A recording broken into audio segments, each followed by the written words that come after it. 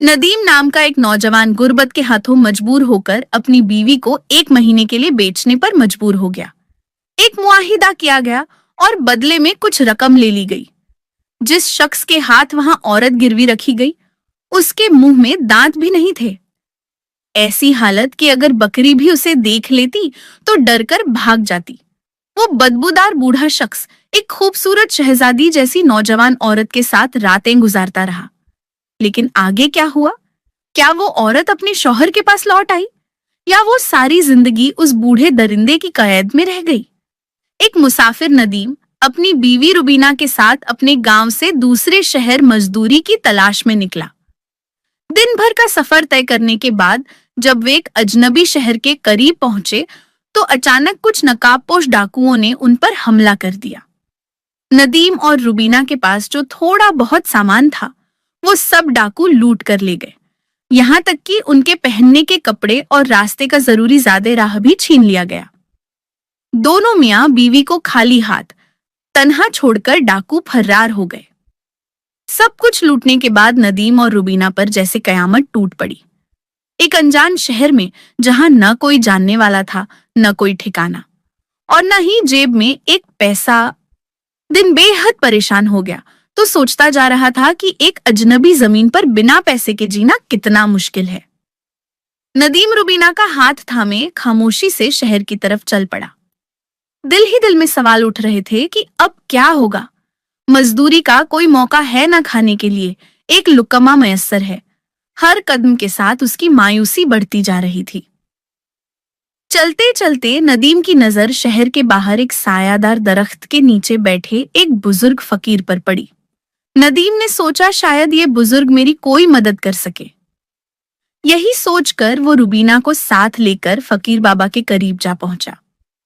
नदीम ने बड़े अदब के अंदाज में सारी कहानी सुनाई और कहा, बाबा साईं, हम दोनों लुट गए हैं। न खाने को कुछ है न पीने को, मजदूरी की बात दूर की है। अगर आप हमारी कुछ मदद कर दें तो ये एहसान उम्र भर नहीं भूलेंगे। फकीर बाबा ने नदीम की हालत देखकर दिल ही दिल में अफसोस किया और कहा, बेटा, मेरे अपने हाथ भी खाली हैं, लेकिन मैं एक ऐसे नेक दिल सेठ को जानता हूं जो जरूरतमंदों की मदद करता है। तुम लोग उसके पास जाओ और अपनी तकलीफें उसे सुनाओ। शायद अल्लाह तुम्हारे लिए कोई रास्ता निकाल दे। फकीर बाबा ने नदीम को मशवरा दिया, बेटा, मैं तो खाली हाथ हूं, मगर शहर में एक सेठ इकबाल है जो जरूरतमंदों को उधार पर पैसे देता है। तुम लोग उसके पास जाकर अपनी मजबूरी बयान करो। शायद अल्लाह तुम्हारे लिए उसके दिल में नरमी डाल दे। नदीम ने फकीर बाबा का शुक्रिया अदा किया और रुबीना का हाथ थामे सेठ इकबाल के घर की तरफ रवाना हो गया। रुबीना बेहद हसीन और दिलकश थी। उसकी मासूमियत और खूबसूरती ऐसी थी कि जो देखता पल भर को देखता रह जाता। नदीम अपनी नेक नियति पर भरोसा करते हुए उसे लेकर सीधा सेठ इकबाल के दर पर पहुंच गया। सेठ इकबाल ने जब रुबीना को देखा तो दिल ही दिल में उसके हुस्न पर फरीफ्ता हो गया। मगर नदीम को इस बात का कोई अंदाजा न था। वो तो सीधे दिल से सेठ के सामने झुककर अजदब बोला, सेठ साहब, मेहरबानी फरमा कर मुझे थोड़े से पैसे उधार दे दीजिए। सेठ इकबाल का अपना एक उसूल था। वो बिना जमानत के किसी को 1 रुपया भी नहीं देता था। उसने सख्त लहजे में कहा, देखो भाई, पैसे तो मिल सकते हैं, मगर मेरे कायदे के मुताबिक कुछ कीमती चीज गिरवी रखनी होगी। तुम्हारे पास क्या है गिरवी रखने के लिए? नदीम का दिल बैठ गया। उसके पास न जेवर था न कोई कीमती सामान। कुछ लम्हे सोचने के बाद वो बोला, सेठ साहब, मेरे पास कुछ भी नहीं है। बस आजिज़ी से हाथ जोड़कर दरख्वास्त करता हूं कि मेरी मदद कीजिए। सेठ इकबाल ने संजीदा लहजे में कहा, कवायद के बगैर कारोबार नहीं होता भाई। खाली बातों पर मैं पैसा नहीं दे सकता। नदीम बहुत देर तक सोचता रहा। हालात की सख्ती ने उसे मजबूर कर दिया।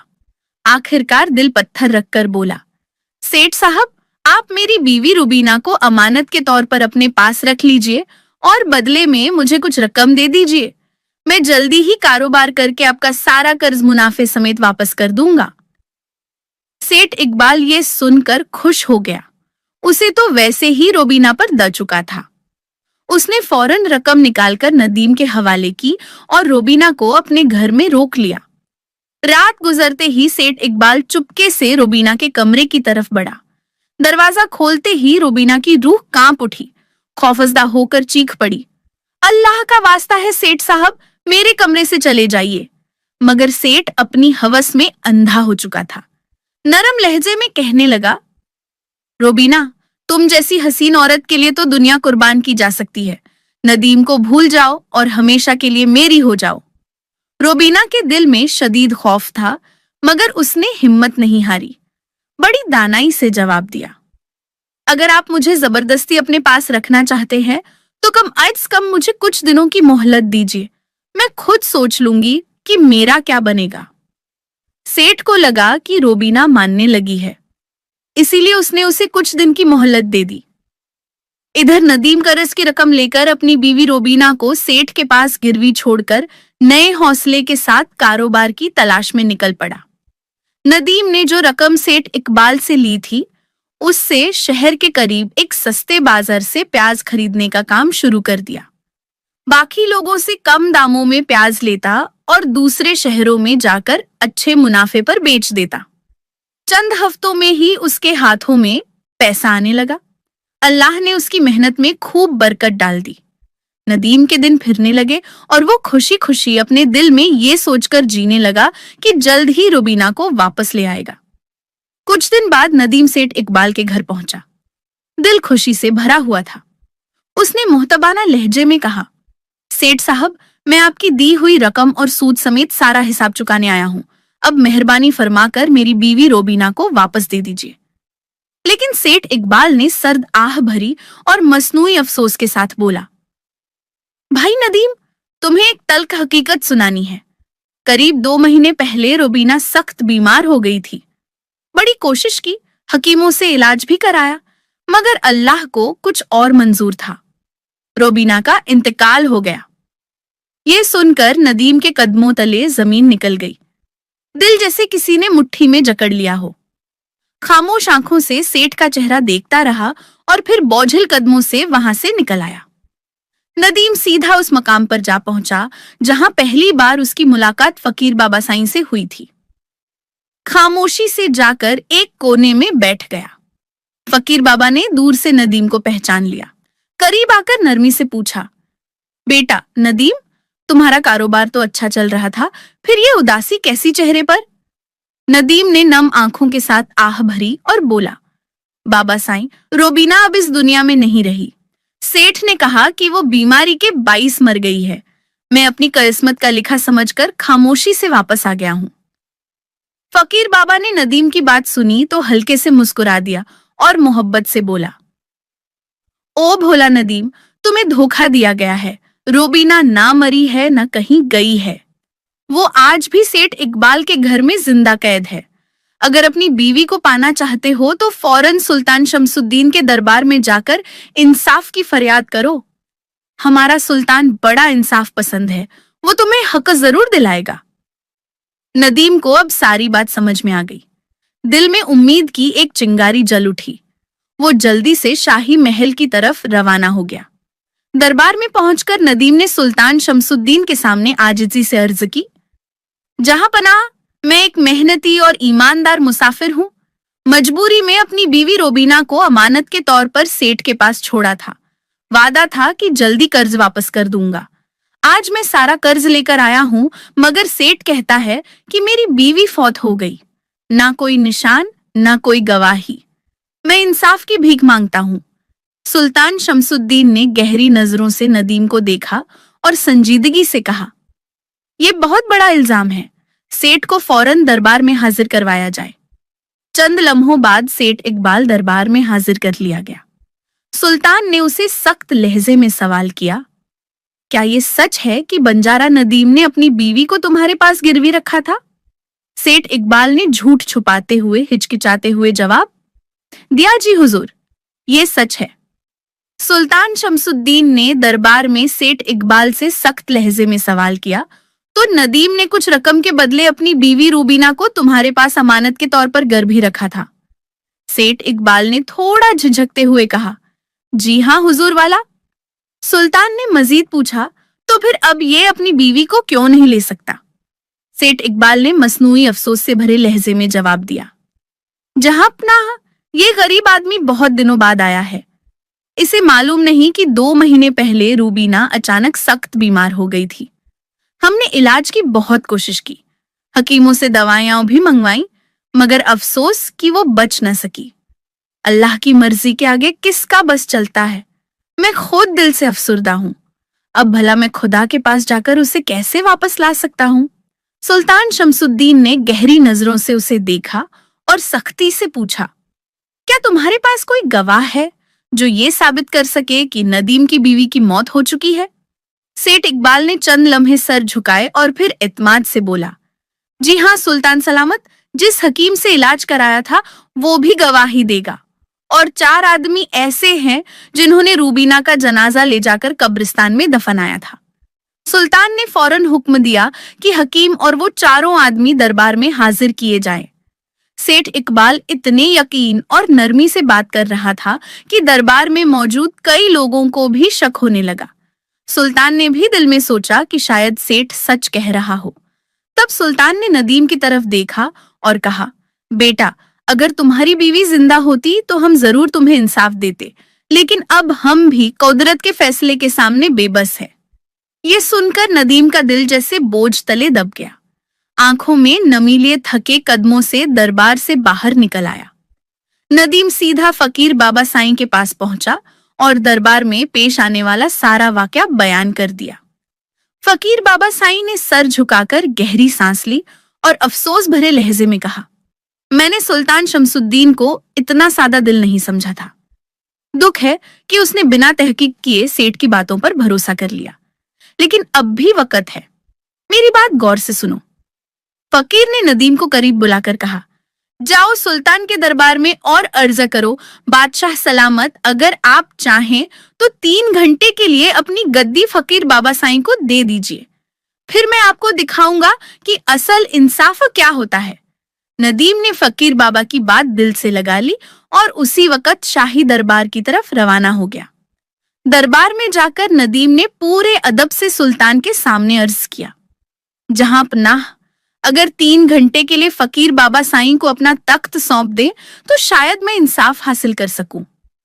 सुल्तान शमसुद्दीन ने थोड़ी हैरानी से नदीम को देखा, फिर नरमी से कहा, अगर तुम्हें इससे तसल्ली हो जाएगी तो मुझे कोई एतराज नहीं, तुम अपने फकीर बाबा को ले आओ।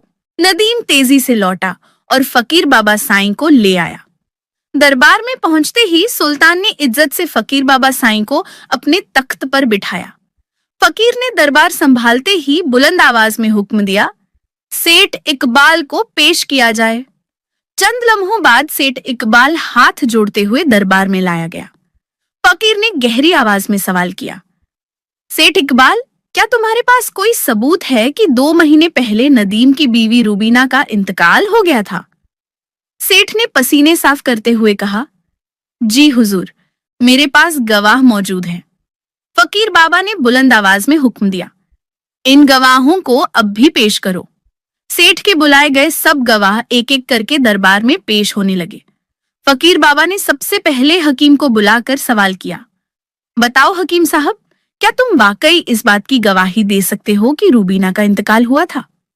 फकीर ने हकीम से पूछा, तुम ये कैसे कह सकते हो कि बंजारे की बीवी का इंतकाल हुआ था? हकीम ने जवाब दिया, मुझे सेठ रफीकत ही दवा लेने आता था। वो कहता था कि एक औरत बीमार है, मगर मैंने खुद कभी मरीज को नहीं देखा। फकीर ने हैरानी से पूछा, यानी तुम यकीन से ये नहीं कह सकते कि दवाई बंजारे के बीवी के लिए ही ली जाती थी?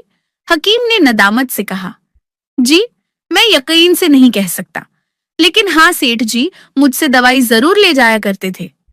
फकीर ने सख्त लहजे में कहा, तो इसका मतलब ये हुआ कि तुम मरीज को देखे बगैर ही दवाई दे देते थे। ये तो बहुत ही अजीब बात है। अगर तुम दवाई के बजाय जहर देते तो हो सकता है तुम्हारे चलिए दिए गए उस जहर से ही बंजारे की बीवी की मौत हुई हो। फकीर की बातें सुनकर हकीम का चेहरा खौफ से पीला पड़ गया। उसने गला साफ करते हुए कहा, नहीं हुजूर, ऐसा हरगिज नहीं हो सकता। मैं किसी मरीज को जानबूझकर जहर क्यों दूंगा? इस तरह तो मेरी सारी इज्जत खाक में मिल जाएगी। फकीर ने कहा, अब तुम कुछ भी कहो, लेकिन तुमने लापरवाही जरूर की है। तुम्हें अपने फर्ज में कोताही और एक बेगुनाह की जिंदगी से खेलने के जुर्म में 50 कोड़े लगाने की सजा दी जाती है। साथ ही तुम्हारा मुंह काला करके शहर में घुमाया जाएगा। अब फैसला तुम करो, सच बोलोगे या सिपाहियों को हुक्म दूं? ये सुनकर हकीम का जिस्म कांपने लगा। वो फकीर के कदमों में गिर पड़ा और गिड़गिड़ाते हुए बोला, हुजूर, मुझे माफ कर दीजिए, मैं सब सच कबूल करता हूँ। मैंने सेठ रफी करके किसी मरीज का इलाज नहीं किया। सेठ ने मुझे हजारों रुपए दिए थे और कहा था कि अगर गवाही की जरूरत पड़ी तो मैं उसके हक में झूठी गवाही दे दूं। मैंने लालच में आकर उसकी बात मान ली। यही मेरा गुनाह है। फकीर ने गम भरी आवाज में कहा, गुनाह तो तुमने किया है, इसलिए तुम्हें झूठी गवाही देने के जुर्म में 50 कोड़े लगाने की सजा दी जाती है। फकीर के हुक्म पर फौरन अमल हुआ। सिपाहियों ने हकीम को पकड़ा और भरे दरबार में उस पर कोड़े बरसाना शुरू किए। पहले ही कोड़े के साथ हकीम जोर से चीखा, सुल्तान, मुझ पर रहम कीजिए, मैं मर जाऊंगा। हर कोड़े के साथ उसकी दर्द भरी चीखें गूंजने लगीं। ये मंजर देखकर सेठ के बाकी चारों गवाहों के चेहरे भी जद हो गए। ये वही लोग थे जिन्होंने दावा किया था कि उन्होंने बंजारे की बीवी के जनाजे को ले जाकर कब्रिस्तान में दफनाया। फकीर ने उन चारों से कहा, तो तुम लोगों का कहना है कि तुमने उस औरत को कब्रिस्तान में दफनाया था। अच्छा ये बताओ, दफनाने से पहले मुर्दे को गुस्ल दिया जाता है, फिर उसे कफन पहनाया जाता है। तुम ये सब कैसे कर सकते थे अगर औरत मरी ही नहीं थी?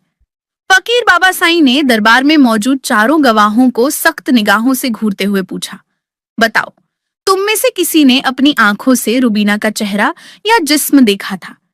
जब जनाजा तैयार हो रहा था, चारों खौफजदा होकर पसीने पसीने हो गए।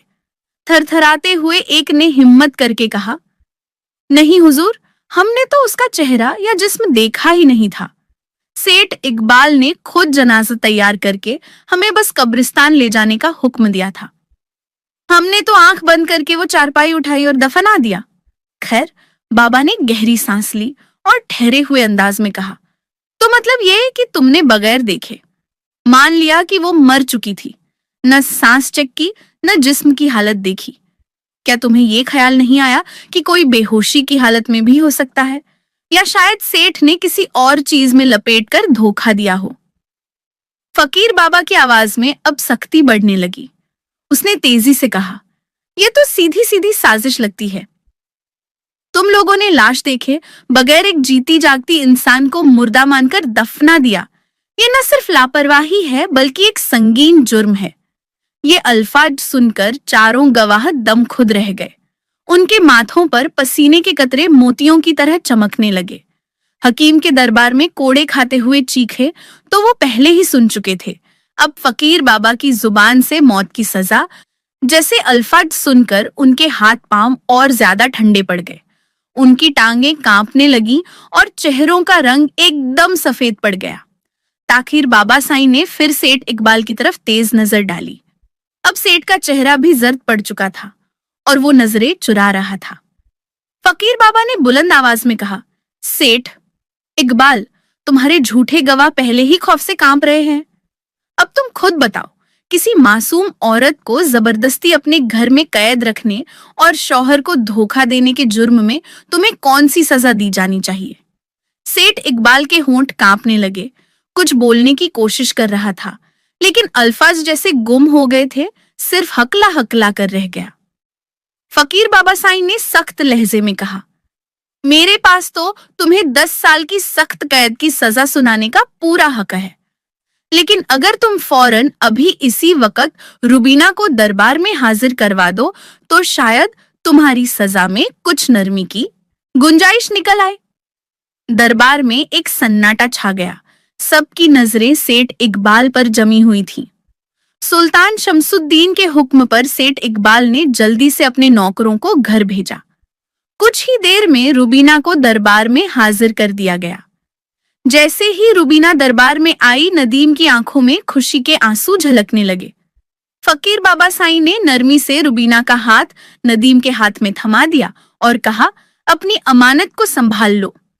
फिर फकीर बाबा ने अदल के तकाजे पूरे करते हुए सेठ इकबाल को झूठी गवाही देने और मासूम औरत को कैद में रखने के जुर्म में 5 महीने की कैद की सजा सुनाई और उन चारों झूठे गवाहों को भरे दरबार में 100 कोड़े लगाने की सजा दी गई, ताकि सबके लिए इबरत का निशान बने।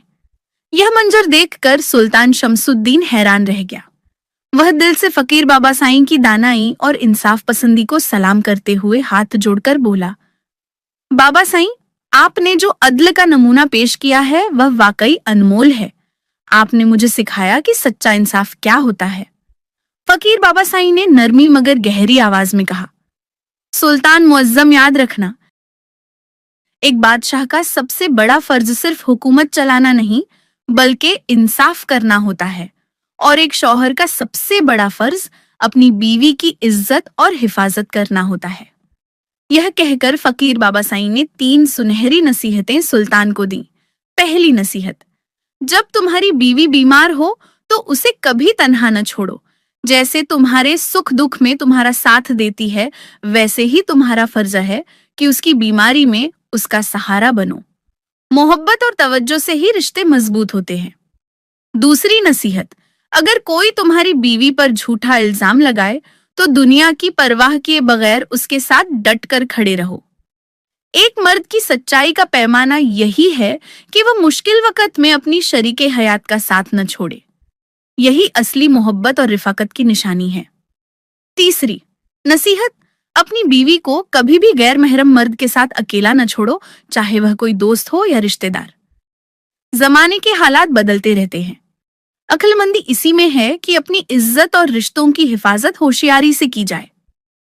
फकीर बाबा साईं की ये बातें सुनकर सुल्तान शमसुद्दीन ने आज उसी वक्त सर झुका दिया और वादा किया, बाबा साईं, मैं इन तीनों नसीहतों को दिल से अपनाऊंगा और अपने दरबार में हमेशा इंसाफ और ईमानदारी के साथ फैसले करूंगा।